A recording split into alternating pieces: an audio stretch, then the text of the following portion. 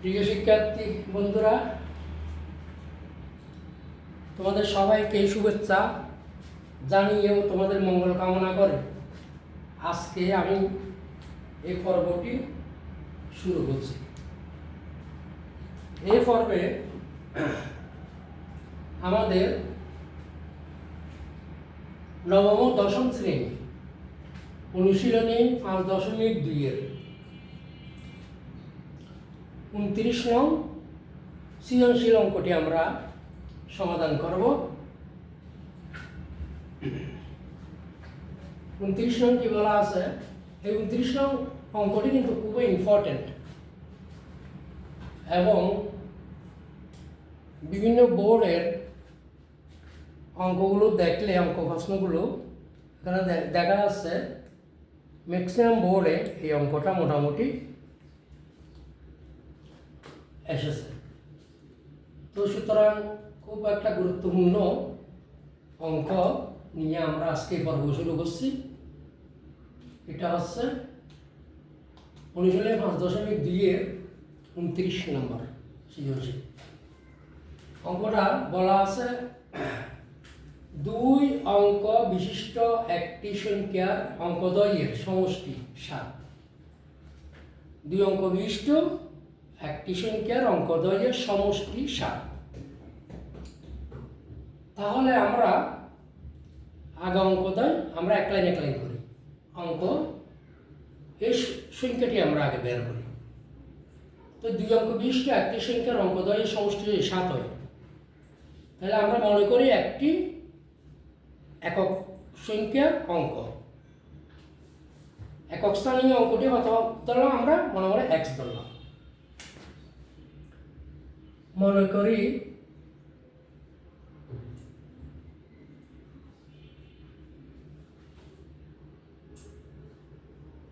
একক স্থানীয়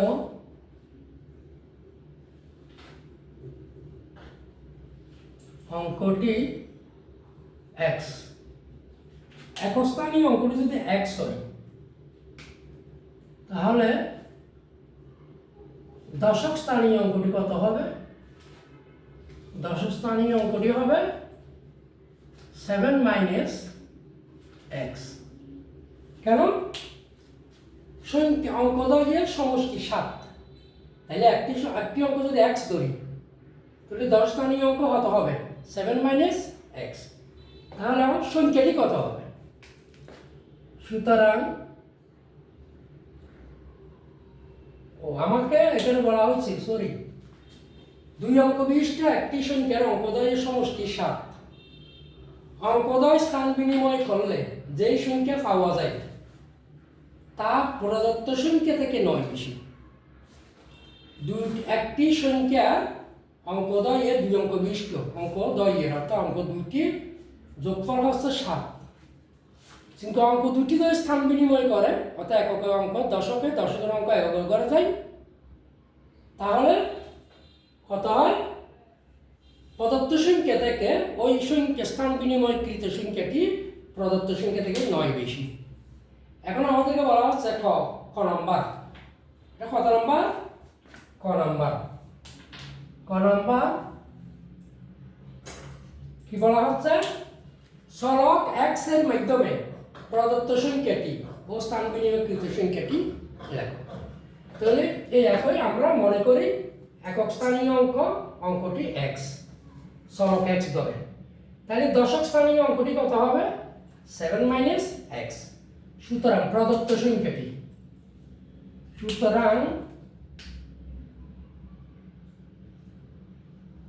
প্রদত্ত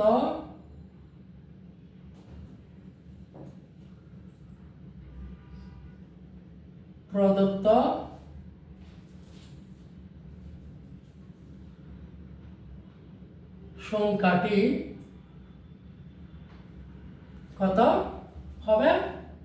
সমান 10 × 7 - x + x।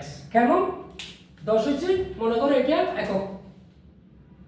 একক স্থানীয় অঙ্ক আর একটা দশক স্থানীয় অঙ্ক, একক দশক শতক হাজার। তাহলে একক স্থানীয় অঙ্ক আমরা কত হচ্ছে এক্স, দশক স্থানীয় অঙ্ক কত হচ্ছে 7 মাইনাস এক্স। এই দশক স্থানীয় অঙ্ক মানে এটা 10 দিয়ে গুণ হবে। কেন? আমরা মনে করো একক দশক একটা সংখ্যা ধরলাম কত 12, তো 12 কেমন হবে? এই যে 10 যোগ এই 2 এই সমান 12, অর্থাৎ দশক স্থানীয় অঙ্ক 10 দিয়ে গুণ দিতে হবে, শতক স্থানীয় অঙ্ক 100 দিয়ে গুণ দিতে হবে, হাজার স্থানীয় অঙ্ক 1000 দিয়ে গুণ দিতে হবে। তাহলে আমাদের দশক স্থানীয় অঙ্ক 7 মাইনাস এক্স, এটাকে আমরা 10 দিয়ে গুণ দিছি, প্লাস একক স্থানীয় অঙ্ক হতো এক্স। এটা হচ্ছে আমাদের প্রদত্ত সংখ্যা, তো সমান 7.70 মাইনাস 10x প্লাস x সমান 70 মাইনাস 10x থেকে x গেলে হতো 9x। এটা হচ্ছে আমাদের প্রদত্ত সংখ্যা।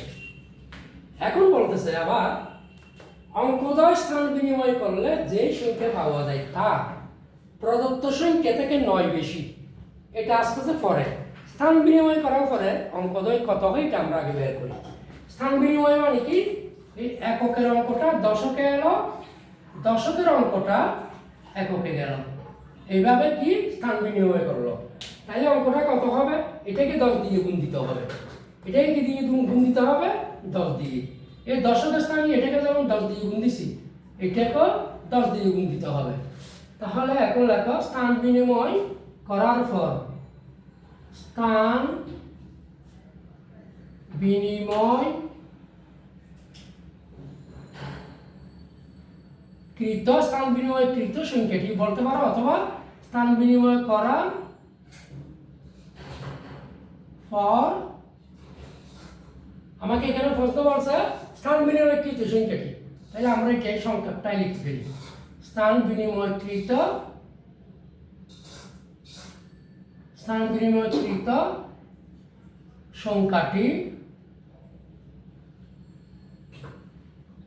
সংখ্যাটি কত হবে? সমান স্থান বিনিময় করছে এই যে 10x প্লাস 7 মাইনাস x। স্থান বিনিময় মানে এই যে দশকের অঙ্কটা এককে চলে গেছে, এককের অঙ্কটা দশকে গেছে, স্থান বিনিময় করছে। তাহলে সমান 10x প্লাস 7 মাইনাস x সমান 9x প্লাস 7। এইটাই হচ্ছে আমাদের খ নম্বরের আনসার। এই দুইটা হচ্ছে আমাদের কি খ নম্বরের আনসার। এখন আমরা খ নম্বরটা করব। খ নম্বর কি বলা আছে? সংখ্যাটি নির্ণয় করো, সংখ্যাটি নির্ণয় করো। তাহলে আমাদের এখানে কি বলা আছে? অঙ্কদ্বয় স্থান বিনিময় করলে যে সংখ্যা পাওয়া যায় তা প্রদত্ত সংখ্যা থেকে 9 বেশি। তার মানে স্থান বিনিময় করার পরে আমরা কোনটা পাইছি? এইটা, এর 9 বেশি, তার মানে এখানে এটা থেকে এখানে 9 বেশি। ঠিক আছে, তাহলে আমাদের ক নম্বর ক থেকে পাই, লেখো ক থেকে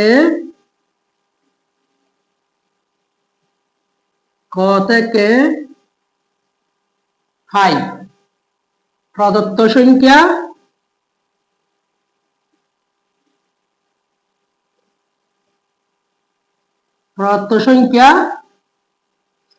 $70 মাইনাস 9x আর স্থান বিনিময়কৃত সংখ্যা, স্থান বিনিময়কৃত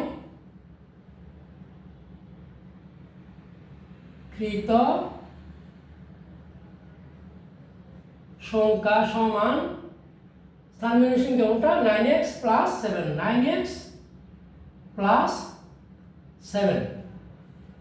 ঠিক আছে, আমাদেরকে বলা হচ্ছে স্থান বিনিময়কৃত সংখ্যাটি প্রদত্ত সংখ্যা থেকে 9 বেশি। তার মানে সুতরাং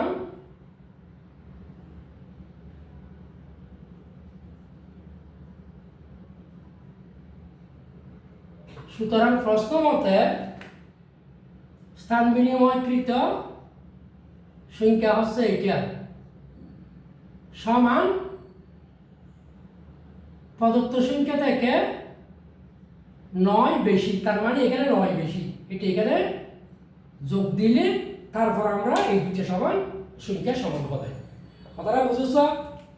অর্থাৎ স্থান বিনিময় কৃত সংখ্যাটির ভিতর, এটার ভিতর, এটা থেকে এখানের ভিতর 9 বেশি, তাহলে এখানে যদি 9 বেশি হয়, তাহলে আমরা যদি শুধু এইটা প্রদত্ত সংখ্যা ধরি, তাহলে এখানে 9 বেশি হচ্ছে, এটা এখানে যোগ দিলে 9 এটা তো এটা সমান হবে।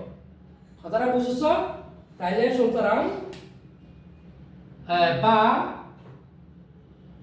এই 9x চলক সংখ্যা সব এদিকে নিয়ে আসি, এই যে চলক সংখ্যা -9x আছে, এদিকে আসলে কি হবে প্লাস 9x, ঠিক আছে, প্লাস 9x, আর এদিকে চলক ছাড়া সংখ্যাগুলো সব ওইদিকে নিয়ে যায়, এদিকে প্লাস 7 আছে, কি হবে -7, বা 9 9 18 x সমান 70 আর 9 হতো 79, 79 থেকে 7 গেলে হতো 72, বা x সমান 18, এটা 9 এর সাথে গুণ আছে, এদিকে গেলে কি হবে ভাগ হবে 72, সুতরাং x সমান কত 4।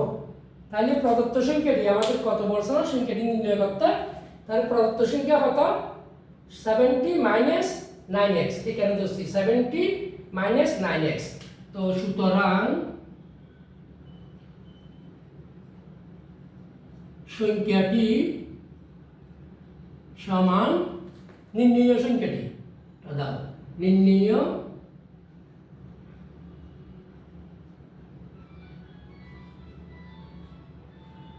নির্ণয় সংখ্যাটি সমান কত 70 - x 9x, 70 - 9x, 9 x সমান কত পাইছি 4, x সমান কত 4, সমান 70 মাইনাস 4 নং কত 36 সমান 34। নির্ণয় সংখ্যাটা কত পাইলাম আমরা 34। এটা হচ্ছে আমাদের কি আনসার খ নাম্বারের, ঠিক আছে। এখন আমাদের আসছে গ নাম্বার, আমি এটা পরে আবার বুঝিয়ে দেব। গ নাম্বারটা আমাদের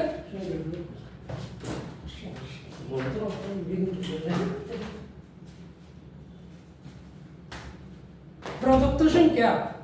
আচ্ছা, এখন আমরা করব কি ক নম্বর আছে, ক নম্বর গ নম্বর। গ নম্বর কি বলছে বন্ধুরা একটু দেখো। গ নম্বর বলছে যে প্রদত্ত সংখ্যাটির অঙ্কদ্বয় যদি সেন্টিমিটারে কোন আয়তক্ষেত্রের দৈর্ঘ্য ও প্রস্থ নির্দেশ করে। প্রদত্ত সংখ্যাটি যদি সেন্টিমিটারে কোন আয়তক্ষেত্রের দৈর্ঘ্য ও প্রস্থ নির্দেশ করে, তাহলে ওই আয়তক্ষেত্রটির কর্ণের দৈর্ঘ্য নির্ণয় করো। আমরা আগে এতটুকু পর্যন্ত করি। কি বলছে প্রদত্ত সংখ্যাটির অঙ্কদ্বয়, প্রদত্ত সংখ্যাটির অঙ্কদ্বয়, প্রদত্ত সংখ্যাটির অঙ্কদ্বয় কত? আমরা একটা অঙ্ক পাইছে কত 4, একটা অঙ্ক পাইছে 4, তাহলে অপর অঙ্ক কত হবে? সংখ্যা দ্বয়ের যোগফল সমষ্টি হচ্ছে কত 7। তাহলে অঙ্কদ্বয় একটি অঙ্ক যদি 4 হয়, আরেকটি অঙ্ক কত হবে 4, 7 - 4 সমান কত 3, 7 - 4 সমান 3। তাহলে আমরা যেহেতু এখানে চিত্রগুলো এঁকে ফেলছি, আমরা এখানে করি গ নম্বর, ঠিক আছে। গ নম্বর আমরা আয়তক্ষেত্রের পদার্থ সংখ্যাটির অঙ্কদ্বয়, তো পদার্থ সংখ্যাটির অঙ্কদ্বয় একটি ক থেকে পাই x সমান 4। অঙ্কদ্বয়ের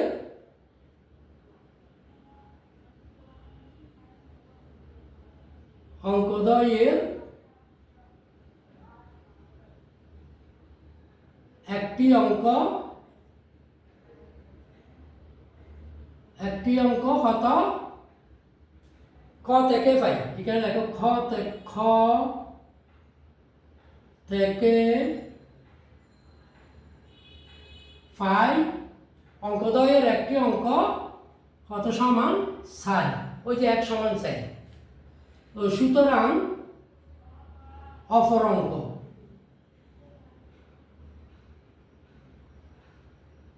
অপর অঙ্ক 7 মাইনাস এই যে অপর অঙ্ক কত ছিল এখানে 7 মাইনাস এক্স 7 এক্স মানে কত পাইছি আমরা 4 সমান কত 3। তাহলে সুতরাং মনে করি এই যে পানি বাজি আর কলমুদ্র গাম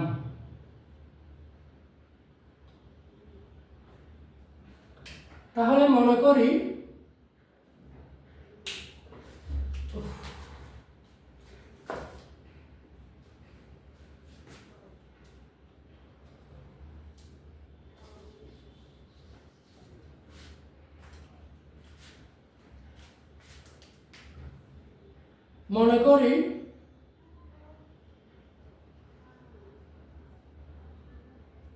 মনে করি আয়তক্ষেত্রের দৈর্ঘ্য আয়তক্ষেত্রটির আয়তক্ষেত্রের দৈর্ঘ্য আয়তক্ষেত্রের দৈর্ঘ্য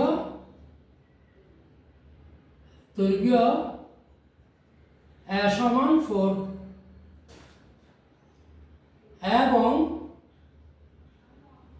আয়তক্ষেত্রের প্রস্থ b সমান 3। ঠিক আছে, এটা হচ্ছে আয়তক্ষেত্র a b c d, এটার দৈর্ঘ্য হচ্ছে হতো a, প্রস্থ হচ্ছে হতো b। ঠিক আছে, তাহলে আমরা a সমান 4 ধরছি, b সমান 3 ধরছি। আয়তক্ষেত্রে আমাদেরকে বের করতে বলছে এই আয়তক্ষেত্রের দৈর্ঘ্য ও প্রস্থ নির্দেশ করে। যদি অঙ্কদয় যদি সেন্টিমিটারে কোনো আয়তক্ষেত্রের দৈর্ঘ্য ও প্রস্থ নির্দেশ করে তাহলে a সমান 60 সেন্টিমিটার। ঠিক আছে, আর b সমান 3 সেন্টিমিটার। b ধরছি আমরা কি প্রস্থ আর a ধরছি কি দৈর্ঘ্য। তাইলে বলছে আমাদের কাছে চাইছি নির্দেশ করে তবে ওই আয়তক্ষেত্রের কর্ণের দৈর্ঘ্য হতো। আমরা জানি আয়তক্ষেত্রের কর্ণের দৈর্ঘ্য, সুতরাং আয়তক্ষেত্রের কর্ণের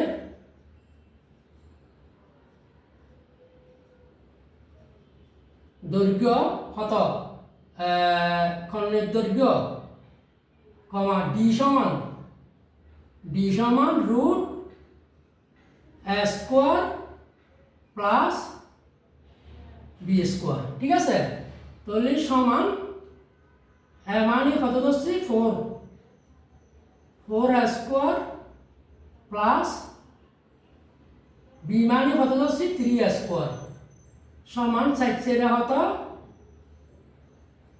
16 যোগ 3 তিরিকে 9 সমান 16 আর 9 হতো 25 সমান কত, রুট তুলি ফেলাইলে বর্গমূল হইলে 5 সেমি।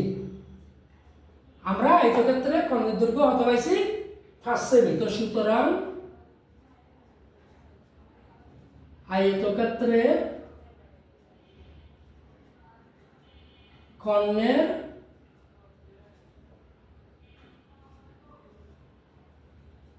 দৈর্ঘ্য সমান 5 সেমি। ঠিক আছে, এটা একটা উত্তর আমাদের। এখন বলতেছে আমাদের এটা একটা উত্তর 5 সেমি। এখন কি বলতেছে দেখো 5 সেমি।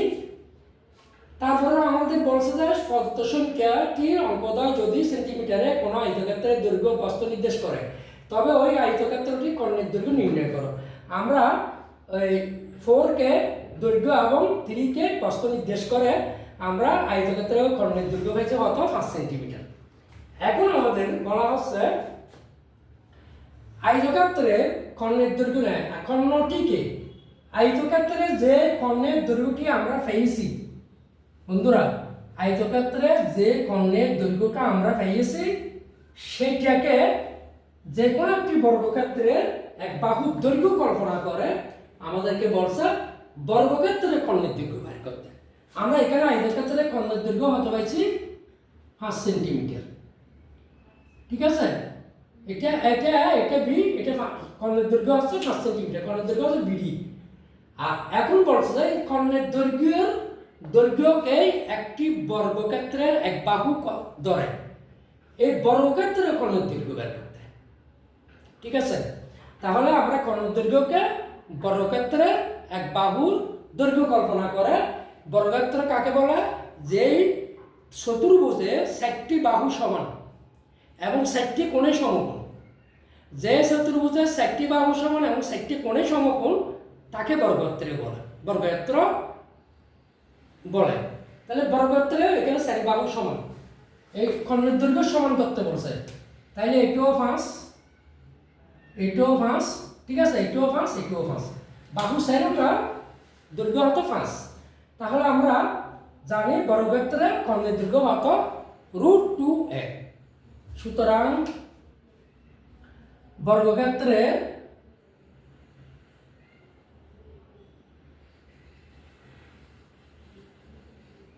কর্ণের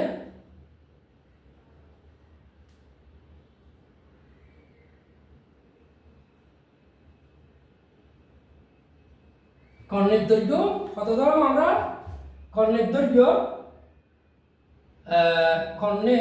বর্গক্ষেত্রে এক বাহুর দৈর্ঘ্য, বর্গক্ষেত্রের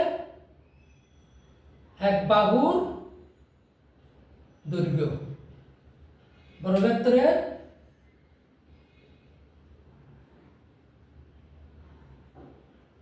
এক বাহুর দৈর্ঘ্য সমান 5 সেন্টিমিটার। ঠিক আছে, তাহলে সুতরাং বর্গক্ষেত্রের এক বাহু দৈর্ঘ্য, বর্গক্ষেত্রে কর্ণের দৈর্ঘ্য, কর্ণের দৈর্ঘ্য সমান √2a। ঠিক আছে, তো সমান √2 গুণ a, মানে কত? 5, তো সমান 5√2। এটা হচ্ছে বর্গক্ষেত্রের কর্ণের দৈর্ঘ্য। তো সুতরাং আমরা আয়তক্ষেত্রে কর্ণের দৈর্ঘ্য পাইছি কত? 5 সেন্টিমিটার। সুতরাং আয়তক্ষেত্রে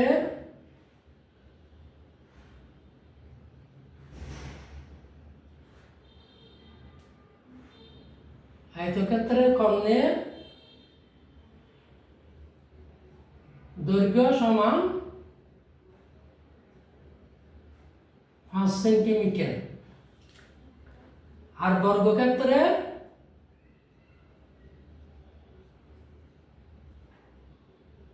কর্ণের দৈর্ঘ্য সমান কত?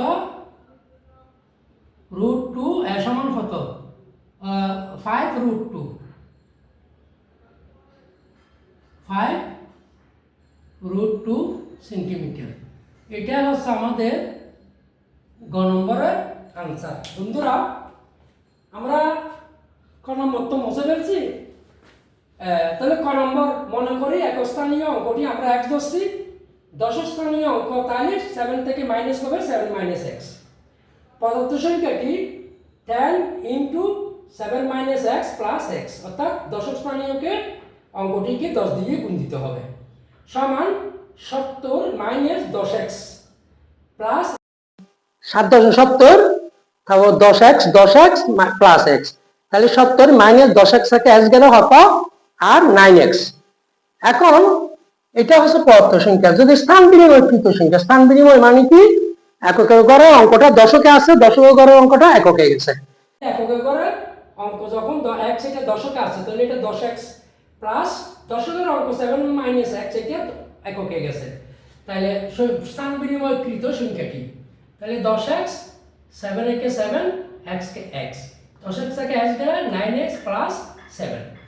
বন্ধুরা, ক নম্বরটা আমি মুছে ফেলছি, যাই হোক আমি বলতেছি ক নম্বর সংখ্যাটি কত? সংখ্যাটি বলছে আমাদের আবার এদিকে অঙ্ক দ্বয় স্থান বিনিময় করলে যে সংখ্যাটি পাওয়া যায় প্রদত্ত সংখ্যা তার থেকে 9 বেশি, মানে ওই সংখ্যাটিকে প্রদত্ত সংখ্যাটি অর্থাৎ এই সংখ্যাটিকে অর্থাৎ স্থান বিনিময় করলে যে সংখ্যাটি স্থান বিনিময়কৃত সংখ্যা পেয়েছে আমরা কোনটা হয়েছে ক নম্বর, এটা আমি আবার লিখে বুঝিয়েছি। স্থান বিনিময় করলে যে সংখ্যাটি প্রশ্ন মতে আমরা কোন সংখ্যাটি পেয়েছি, স্থান বিনিময় করলে এই সংখ্যাটি পেয়েছি 10x প্লাস 7 মাইনাস x, তার মানে 9x প্লাস 7 পেয়েছি। এটা একবার লিখে ফেললে আমাদের হয়ে যাবে 9x কত হয়েছে 9x প্লাস 7 সমান প্রদত্ত সংখ্যা থেকে কি 9 বেশি, প্রদত্ত সংখ্যা থেকে কত 9 বেশি। প্রদত্ত সংখ্যা কোনটা আমাদেরকে 70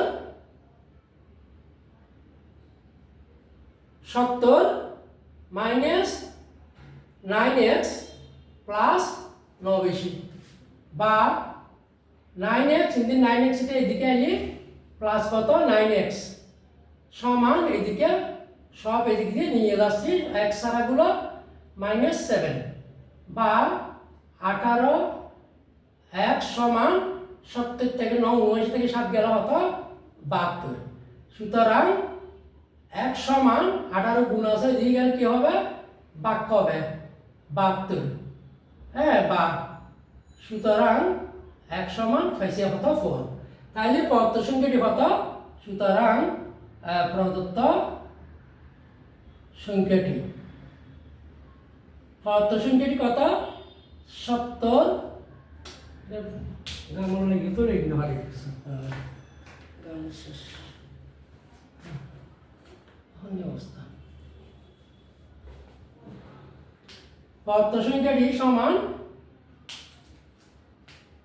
সমান 70 মাইনাস কত 9x, 9 গুণ x সমান কত পাইছে 4 সমান 70 মাইনাস 4 36। সুতরাং 70 থেকে 36 গেল কত সমান 34। এটা হচ্ছে আমাদের খ নম্বরের আনসার। আমি সংক্ষিপ্তভাবে এখানে লিখে এটা দ্বিতীয়বার বুঝে দিলাম।